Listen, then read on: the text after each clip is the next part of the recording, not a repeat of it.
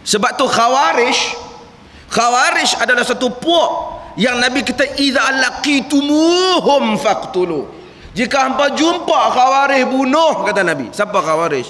Khawarij, tuan-tuan, semangat hebat, muka tu dia yang mata turun, semalam-malam ibadat hebat, siang menghunuskan pedang. Kata Khawarij, siapa buat dosa menjadi kafir. Buat dosa jadi kafir. Artinya puak-puak Khawarij tak buat dosa.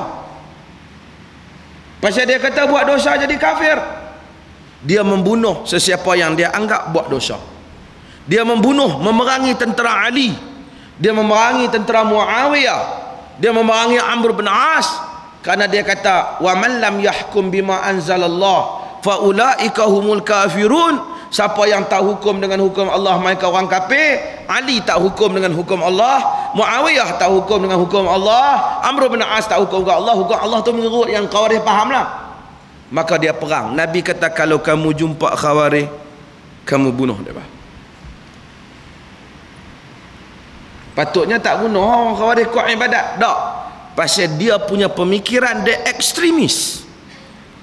Siapa hak tak mau sama dengan mazhab kita, kita kena bunuh dia. Siapa yang tak mau dengan puak kita, kita kena bunuh dia. Dia adalah musuh Allah. Maka berperanglah Khawarij dalam sejarah. Matilah yang terbunuh, termasuklah mereka telah membunuh Ali bin Abi Talib. Mereka telah menikam Amr bin As. Yang selamat adalah Muawiyah, tapi Amr bin As pun selamat. Mereka percubaan mereka nak bunuh tiga-tiga, tapi Ali yang kena. Ali yang kena akhir. Bagi mereka semua tak boleh pakai puak-puak ni.